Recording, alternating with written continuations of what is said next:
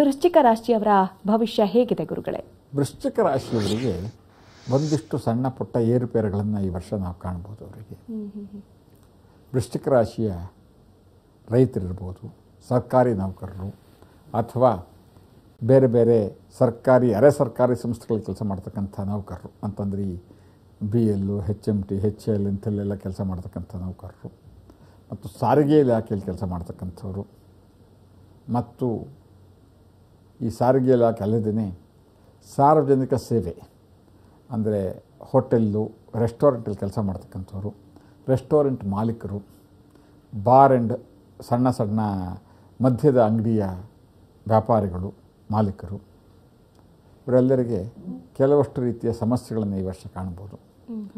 ಆದಾಗ್ಯೂ ಕೂಡ ದೊಡ್ಡ ಮಟ್ಟದ ವೃಶ್ಚಿಕ ರಾಶಿಯವರಿಗೆ ದೊಡ್ಡ ಮಟ್ಟದ ಯಾವ ಸಮಸ್ಯೆಯೂ ಬರದೇನೆ ಅವರ ಕೆಲವಷ್ಟು ಆಸೆಗಳನ್ನೆಲ್ಲ ಪೂರೈಸಿಕೊಳ್ತಕ್ಕಂಥ ಸಂವತ್ಸರ ಇದಾಗಿರುತ್ತೆ.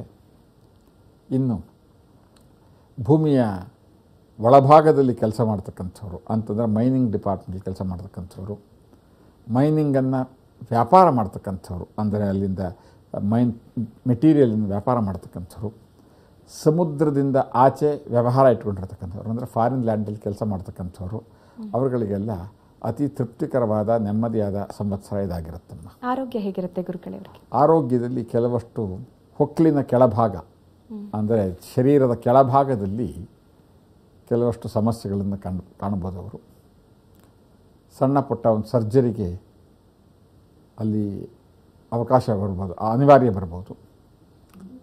ಆದ್ದರಿಂದ ಒಂದು ತಿಂಗಳು, ಒಂದು 15 ದಿವಸ, ತಿಂಗಳು ಸ್ವಲ್ಪ ಅವರ ದೈನಂದಿನ ಚಟುವಟಿಕೆ, ವ್ಯವಹಾರ ವ್ಯತ್ಯಯ ಆಗ್ತಕ್ಕಂಥ ಲಕ್ಷಣಗಳು ಕಾಣಿಬರುತ್ತಮ್ಮ. ಗುರುಗಳೇ, ಏರುಪೇರು ಜಾಸ್ತಿ ಕಾಣ್ತಾರೆ, ಹೆಚ್ಚಾಗಿ ಸಮಸ್ಯೆಗಳನ್ನು ಅನುಭವಿಸ್ತಾರೆ ಅಂತ ಹೇಳಿದ್ರಿ. ಅಂದರೆ ಯಾವ ರೀತಿ ಪರಿಹಾರವನ್ನು ಕಂಡುಕೊಳ್ಬಹುದು ಅಂತ? ಮುಖ್ಯವಾಗಿ ಗೋಸೇವೆ, ಹಸುವಿಗೆ ನಿರಂತರವಾಗಿ ಆಹಾರವನ್ನು ಕೊಟ್ಟು ಪೂಜೆ ಮಾಡಿ ಅವಕಾಶ ಸಿಕ್ಕಿದಾಗೆಲ್ಲ ಅರಿಶಿನ ಕುಂಕುಮ ಇಟ್ಟು ಪ್ರದಕ್ಷಿಣೆ ಬಂದು ಅದಕ್ಕೆ ಆಹಾರವನ್ನು ಕೊಡೋದರಿಂದ ತಕ್ಕಮಟ್ಟಿಗೆ ಅವರಿಗಿರತಕ್ಕಂಥ ಗ್ರಹಚಾರಗಳ ದೂರವಾಗಿ ನೆಮ್ಮದಿಯಾದಂಥ ಜೀವನ ಕಾಡಲಿಕ್ಕೆ ಅನುಕೂಲವಾಗುತ್ತಮ್ಮ.